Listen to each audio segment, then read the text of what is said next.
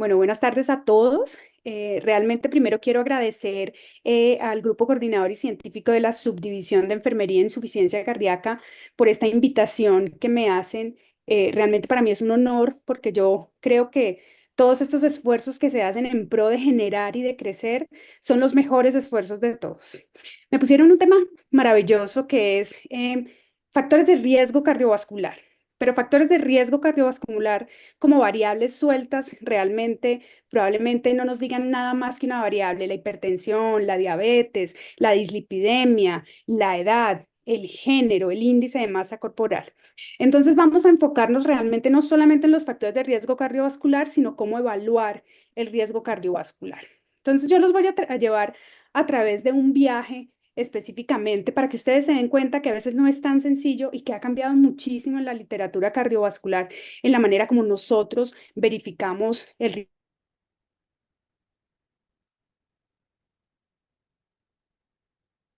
Sí, entonces fíjense ustedes que hablamos de hipertensión arterial, hablamos de diabetes, hablamos de dislipidemia, hablamos de edad y muchas veces nos parece una variable que está sola, una variable que puede ser que no presuponga un daño adicional y no la tenemos en cuenta, pero muy probablemente es que solamente vemos solo un espectro de lo que nosotros queremos ver en el riesgo cardiovascular y no nos enfocamos realmente en lo importante que es tener cada una de estas variables o por qué no la sumatoria de todas en el contexto de un único paciente para yo poder realmente impactar en el manejo de estos pacientes y específicamente en desenlaces duros cardiovasculares como mortalidad cardiovascular y eventos no fatales cardiovasculares, que a final de cuentas, si pensamos qué nos tiene reunidos hoy, que es la insuficiencia cardíaca, pues fíjense ustedes que todas las patologías cardiovasculares o la gran mayoría de las patologías cardiovasculares, el 99.9% terminan en un síndrome global que va a ser distribuido por todas las especialidades cardiovasculares, que es el síndrome de insuficiencia cardíaca. O sea que definitivamente estos factores de riesgo son cruciales, el enfocarlos es totalmente crucial para evitar desenlaces. Entonces, estos son los pacientes de todos los días, en todas las consultas de atención primaria, de los médicos internistas, de los cardiólogos, de los nefrólogos. Estas son las consultas de todos los días. Un paciente de 45 años, ven ustedes ahí los rangos de tensión arterial, ven ustedes ahí los números de colesterol LDL y ven ustedes un detalle, el paciente cuenta de un evento coronario agudo hace un año. También tenemos una paciente de 60 años, las mismas variables de tensión arterial, el mismo perfil lipídico, cambia solamente la edad, ella no refiere realmente que haya tenido un evento coronario. Y tenemos un paciente de 55 años, diabético, conoce sus números de colesterol y esos son sus datos de tensión arterial. Pero ¿será que estos pacientes son iguales? Porque tienen esas variables sueltas. Fíjense ustedes, las variables de alguna hipertensión arterial, otro diabético, el género, la edad, ¿sí? Y los vemos y nos pareciera que estos pacientes son iguales, pero probablemente esos pacientes no son iguales, ¿sí? Pueden tener algunas variables que a cada uno nos suena. Hay dos pacientes de género masculino, una de género femenino. Conocen sus números, un colesterol de LDL, pero ¿será que un colesterol de LDL a los 60 años es igual a un colesterol de LDL a los 45 años con un evento coronario agudo hace un año? Yo creo que realmente no es igual y aquí es lo importante de poder tener en cuenta las variables o los factores de riesgo cardiovascular para poder estratificar y conocer el riesgo de estos pacientes en el seguimiento y el riesgo que desarrollen enfermedades cardiovasculares o que empeoren la enfermedad cardiovascular previa que traen. Entonces, fíjense ustedes que medir el riesgo cardiovascular es el pilar fundamental de la prevención primaria cuando yo no he hecho un evento, ¿sí? Identifica los beneficios y los riesgos de la terapia, ¿sí? Verifica, obviamente, la disminución en el riesgo residual cuando yo ya he hecho un evento, o sea, en el contexto de prevención secundaria también tiene una parte muy importante. Y lo otro es que en esos pacientes en los cuales la prevención primaria lo va a hacer todo, estimar el riesgo a 5 o 10 años va a ser algo muy importante en estas poblaciones cardiovasculares. Entonces, ¿a quiénes les deberíamos medir el riesgo? Porque decimos, bueno, ¿a quiénes? ¿No será que nos volvemos de pronto muy sensibles y no específicos para medir el riesgo cardiovascular? Entonces, ha habido muchísimas discusiones en todas las sociedades científicas para poder saber a quiénes nosotros realmente medimos el riesgo. Este es un paper publicado en la actualización previa que se hizo por los americanos en el contexto de a quién vamos nosotros a recomendar hacer la estratificación del riesgo. Y fíjense ustedes que ellos colocan una recomendación uno con un nivel de evidencia B a los adultos entre 40 y 75 años de edad. Es un rango supremamente alto en los cuales todos los clínicos deberían tener un acercamiento a los factores de riesgo cardiovascular y calcular el riesgo de eventos y mortalidad cardiovascular a 10 años utilizando, ¿sí?, una herramienta que ellos tienen validada para su población. En el contexto de nosotros de Latinoamérica, en Colombia, nosotros acabamos de validar una herramienta, pero yo más que decirles que tenemos que tener cada uno de nosotros herramientas validadas, porque es cierto que deberíamos hacer para cada población la validación de una de estas herramientas, quiero llevarlos al viaje de que tenemos que empezar a medir nosotros el riesgo y por qué no decir, nosotros no somos iguales, tenemos que establecer nuestra propia herramienta, compararla en ese momento con la que nosotros consideremos que es más cercana para saber cuál es la sensibilidad y especificidad de la aplicación en nuestra población. Por ahora nosotros obviamente funcionamos con algunas de las grandes sociedades científicas, probablemente nos parecemos un poco más a los americanos que a los europeos, claramente, porque la genética también cuenta, pero evidentemente tenemos que utilizar herramientas para la medición. Y entonces fíjense que acá volvemos a la población. Ellos dicen de 40 a 75 años de edad. Esa es la población que nos dan para medir el riesgo cardiovascular en pacientes en prevención primaria. Pero hay un update que sacaron recientemente los europeos para decirnos, bueno, a quién deberíamos también medirlo. Y ellos son un poco más específicos en cuanto a poblaciones, en cuanto a la edad, si en pacientes que tienen o no tienen establecido algún otro factor de riesgo cardiovascular en pacientes diabéticos, pacientes con enfermedad renal crónica, sí, generalmente se deben establecer estos riesgos cardiovasculares. Y como ustedes ven acá en esta tabla, sí, que es una de las recientes en el contexto de medición, todas las recomendaciones son uno, nivel de evidencia A y B en algunas de ellas, en las cuales de pronto segmentan un poco más la población y nos dicen cuáles debemos realmente aplicarles una de estas escalas y en cuáles probablemente estas escalas nos van a dar un resultado que definitivamente impacte en un cambio de tratamiento y que impacte en el resultado final, que es disminución de eventos cardiovasculares fatales y no fatales. Ya van a entender por qué fatales y no fatales, teniendo en cuenta cómo ha sido la evolución de las herramientas para medir el riesgo cardiovascular.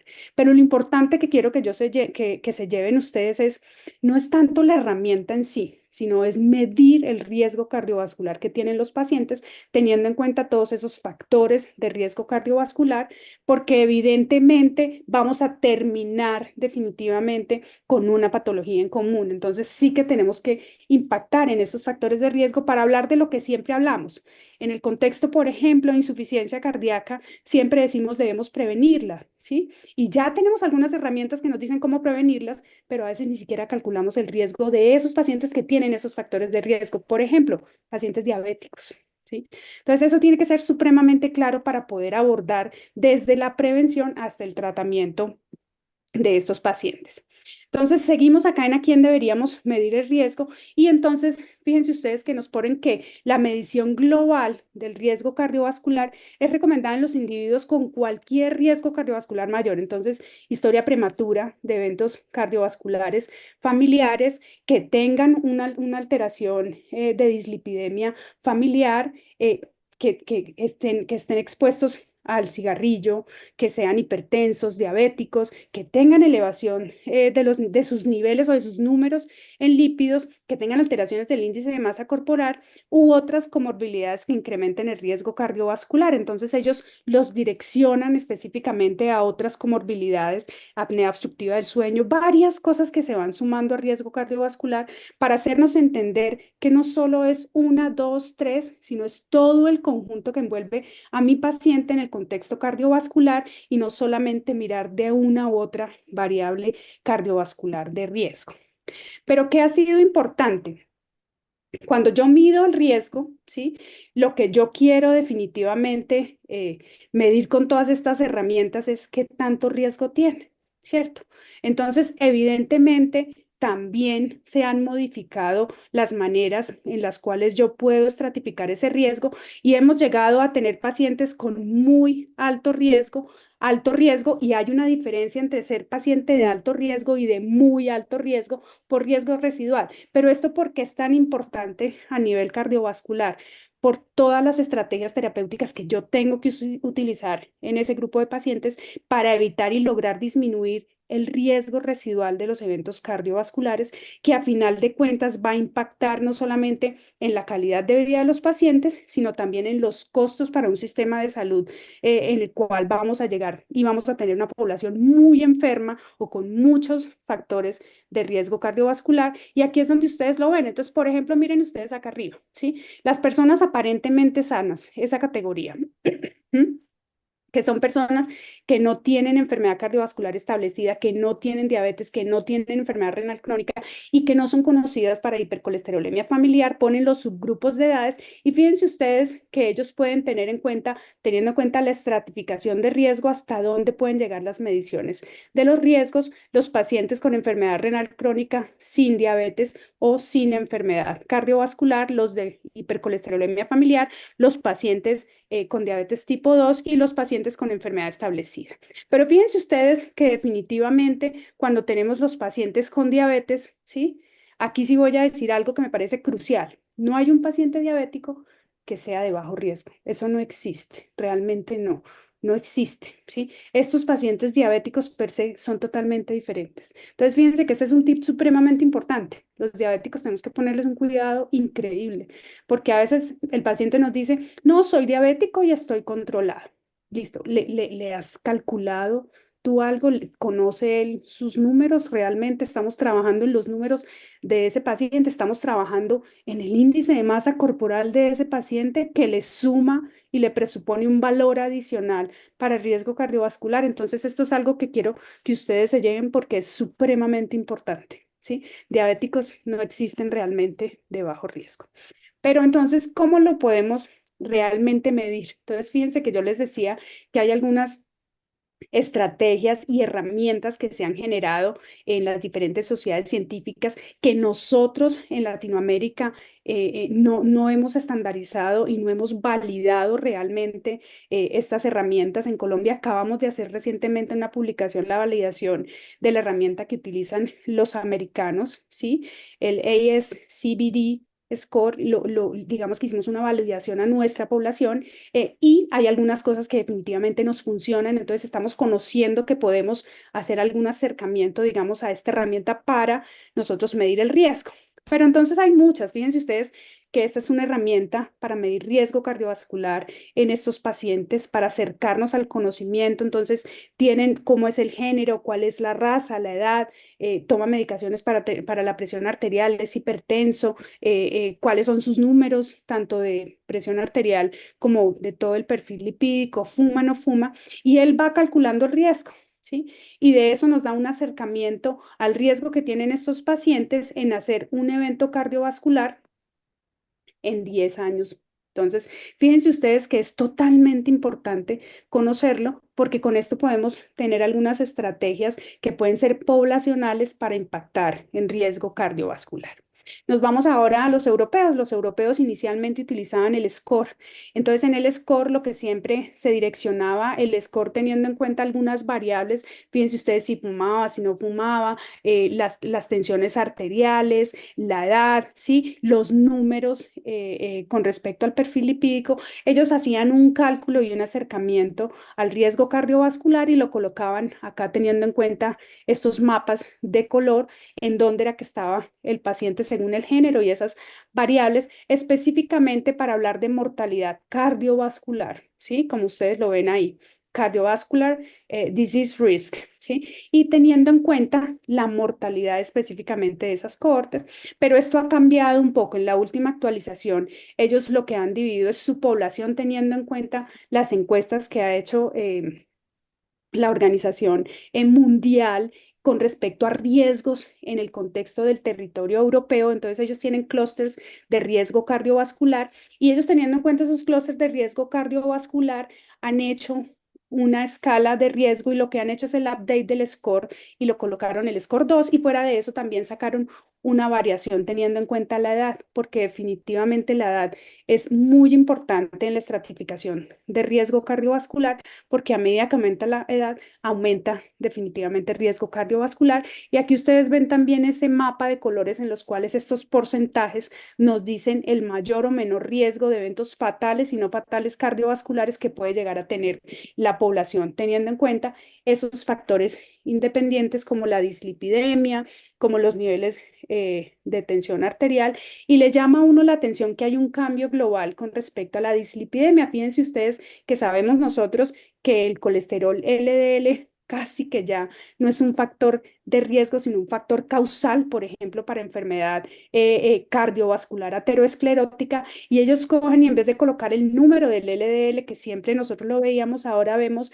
definitivamente el colesterol no HDL, o sea, del colesterol total quitamos solamente la fracción buena y todas las otras que son densas con menores tamaños, todas esas moléculas aportan para riesgo cardiovascular y se incluye ahí la ApoB, que sabemos en este momento lo importante que es en la estratificación de riesgo cardiovascular para eventos fatales y no fatales cardiovasculares.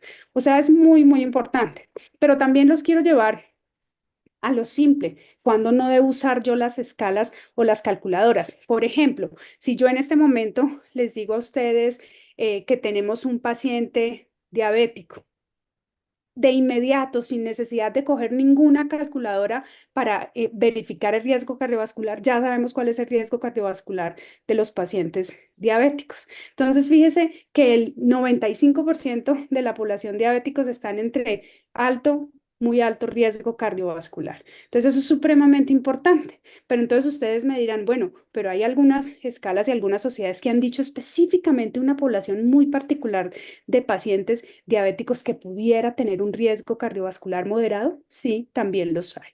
Pero fíjense que si yo les hablo de un paciente con un antecedente, yo les puse un paciente 45 años, él conoce sus números, LDL de 80, tensión arterial 120/80, con un evento coronario agudo hace un año. Y todos pensaríamos, no, 45 años es un paciente bastante joven. Bueno, pues con un infarto previo, este es un paciente que ya tiene un riesgo cardiovascular alto.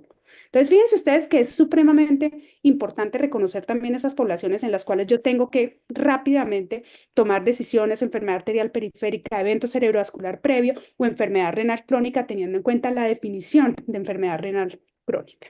Entonces, acá están las categorías de riesgo cardiovascular, teniendo en cuenta los porcentajes. Esto nuevamente es de los americanos.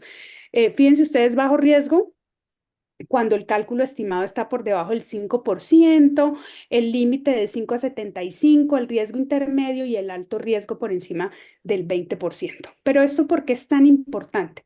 Porque todas estas herramientas que nos dan a nosotros el acercamiento a la medición del riesgo a 10 años, obviamente tienen que impactar en alguna estrategia terapéutica que yo tengo que tener con estos pacientes. Entonces, fíjense ustedes aquí nuevamente, por ejemplo, si hablamos de pacientes de bajo riesgo, enfocarnos nuevamente en estilos de vida para reducir estos factores. Y esto es lo que más trabajo nos cuesta hacer a nosotros los médicos, ¿sí? Nosotros los médicos pareciera a veces que no tuviéramos tiempo para impactar en lo que debemos impactar, que es prevenir un mundo de cosas, y por eso necesitamos todos estos grupos multidisciplinarios. Para mí, enfermería es una ayuda maravillosa en el contexto de manejar riesgo cardiovascular, porque los pacientes tienen mucha más empatía con los grupos de enfermería, entonces es mucho más fácil el acercamiento para poder manejar estos diferentes porcentajes y hacerle entender al paciente lo importante que en bajo riesgo es que nos empaticemos en los cambios de estilo de vida de esos pacientes de bajo riesgo. O, ¿por qué no? Verificar en aquellos en los cuales fuera del estilo de vida tenemos que tener una introducción a una estrategia terapéutica para que haya adherencia y persistencia en esta estrategia, porque si no, no vamos nosotros a impactar realmente en la reducción de riesgo, ¿sí? Obviamente no es tan sencillo, pero realmente todos tenemos que movernos a hacerlo, ¿sí? Tener una conversación con un paciente en el contexto de disminución de peso, de cómo vamos a hacer, cuáles van a ser nuestros objetivos. Este paciente tiene indicación de fuera de estas recomendaciones que yo le estoy dando, fuera de Estas instrucciones que nos está dando la nutrióloga fuera de esta actividad física que está suponiendo un mayor pérdida de calorías y que cambia con sus porcentajes entre masa magra y grasa, todo esto fuera de eso, ¿qué pacientes van a una clínica de obesidad? Todas estas cosas tenemos que empezar a manejarlas y desde que el paciente ingresa y tiene el primer contacto, tenemos que empezar a hacer estas cosas en el contexto de factores de riesgo cardiovascular. También sale nuevamente la clasificación que nos dan los europeos recientemente, teniendo en cuenta, fíjense ustedes, las edades para poder hacer las clasificaciones y teniendo en cuenta los porcentajes con la medición de las herramientas para poder impactar también en el riesgo cardiovascular. Pero no solamente es así tan sencillo, o sea, tener la calculadora a veces no es sencillo. También utilizamos dentro de estas herramientas algunos modificadores de riesgo y en los cuales se han hecho múltiples estudios en los cuales yo utilizo una de estas calculadoras de riesgo cardiovascular y coloco un modificador de riesgo. ¿Por qué han salido los modificadores de riesgo? Porque nos hemos vuelto mucho más certeros en la búsqueda de pacientes que tengan enfermedad cardiovascular aterosclerótica digamos que no clínicamente detectada, y entonces estamos verificando con algunos modificadores de riesgo esto. ¿A qué me refiero yo específicamente? Por ejemplo, al score de calcio, ¿sí? Entonces, digamos que la medición o el estudio de la íntima de estos vasos arteriales va a ser muy importante para modificar el riesgo, porque probablemente lo que yo no veo no lo manejo. Sí, eso en medicina es muy claro. Entonces yo puedo tener una calculadora y tengo esas variables, ¿sí? Y mi riesgo puede llegar a ser riesgo medio con esas variables. Y probablemente yo no esté viendo enfermedad aterosclerótica no significativa, pero cuando yo ya me voy a buscar enfermedad aterosclerótica no significativa, con estas nuevas herramientas, sí, con las angiotomografías, para poder definir un score de calcio, para que podamos hablar de cómo se encuentra realmente el endotelio de nuestro paciente, eso probablemente sí que nos modifica el riesgo, ¿sí? Entonces, fíjense que es como si nosotros tuviéramos de pronto...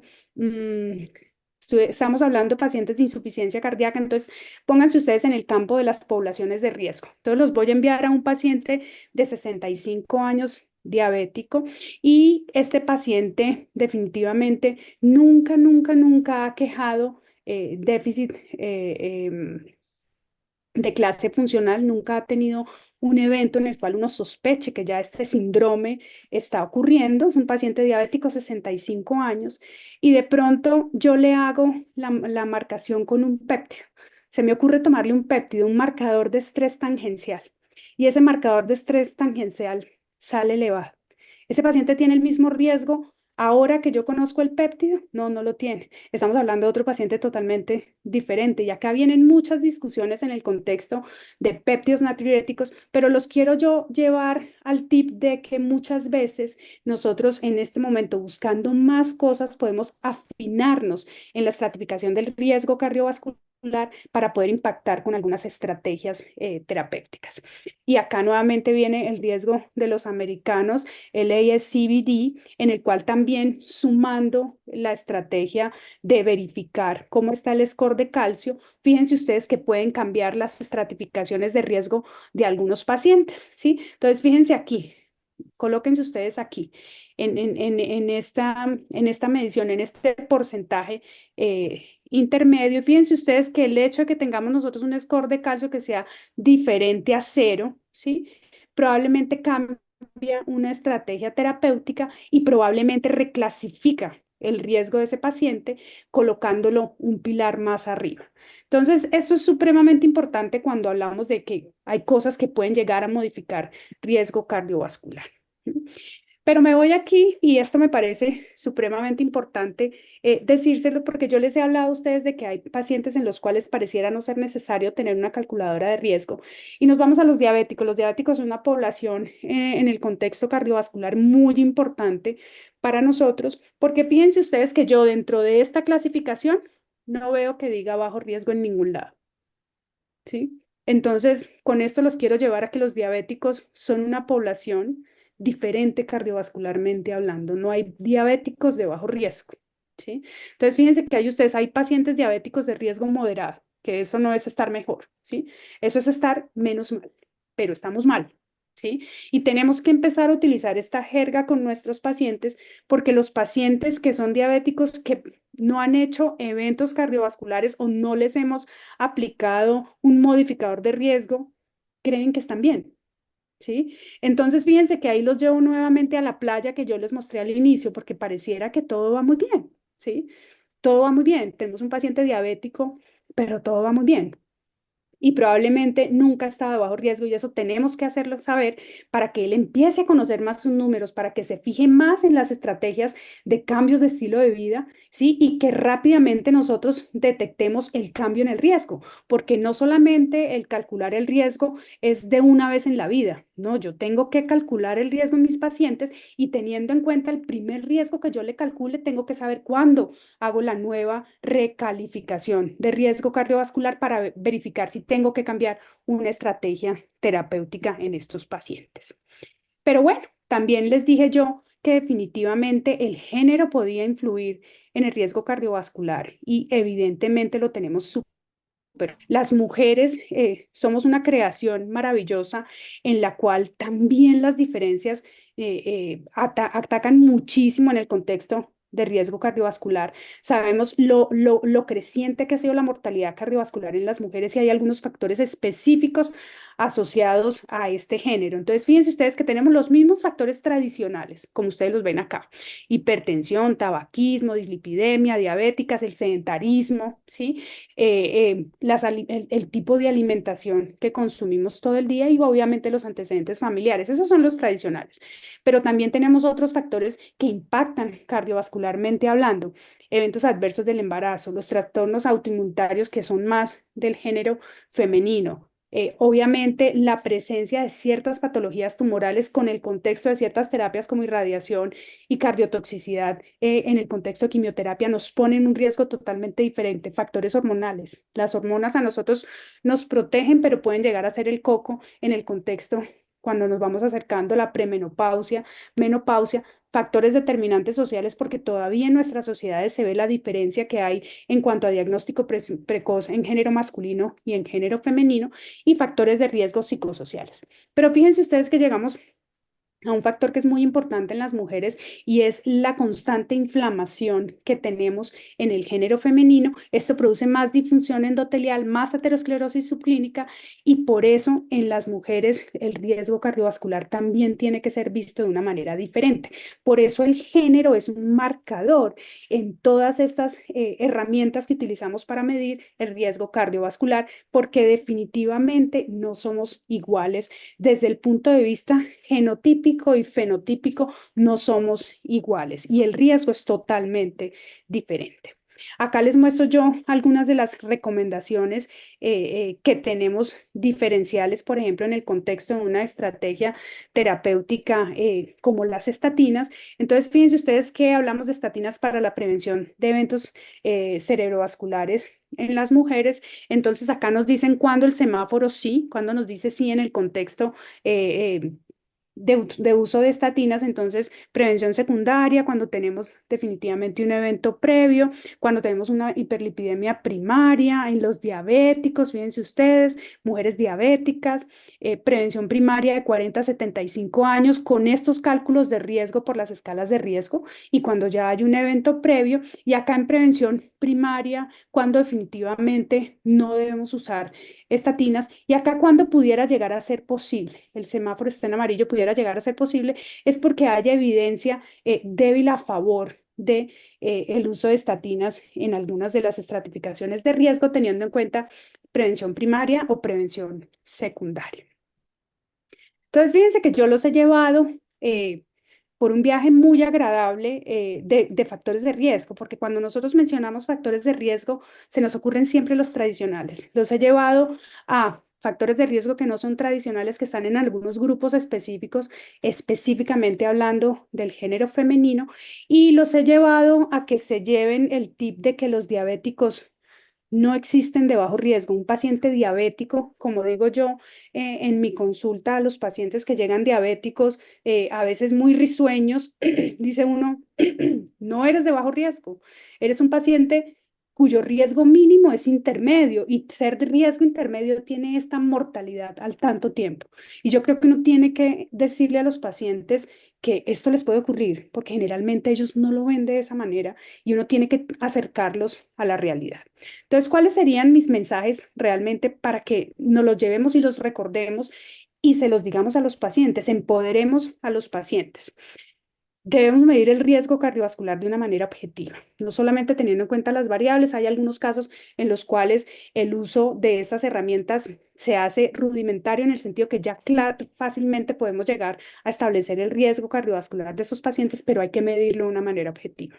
Verificar cuál es el riesgo a 10 años, seleccionar una escala y usarla en la población indicada, ¿sí? Debemos saber que somos diferentes, entonces tratar de tener estas escalas que se han validado en Latinoamérica para nuestras poblaciones es una gran ayuda para nosotros porque no somos iguales. Si no tenemos acceso a esto, pues evidentemente orientémonos por las escalas de las sociedades científicas. Probablemente los americanos nos parecemos un poco más precisamente por los estilos de vida, por los hábitos alimenticios. Entonces, todas estas cosas tenemos que tenerlas en cuenta para escoger nuestra escala, ¿sí? Tenemos que tener en cuenta que hay modificadores de riesgo, ¿sí? Y en esos pacientes en los cuales yo lo cojo desde muy joven, el paciente es súper consciente y yo sé que tengo que volver a hacer la remedición de la estratificación en riesgo cardiovascular, pues puedo utilizar un modificador de riesgo para poder saber si ha cambiado mi paciente de perfil y tengo que ser más insistente en algunas estrategias terapéuticas. Y tenemos que tener en cuenta que los diabéticos y las mujeres son poblaciones especiales en el contexto de riesgo cardiovascular y así tenemos que enseñarlo a estas poblaciones. Para mí ha sido realmente un placer estar acá con ustedes. Estoy súper atenta a las preguntas y a las discusiones que se puedan generar en el panel. Muchísimas gracias.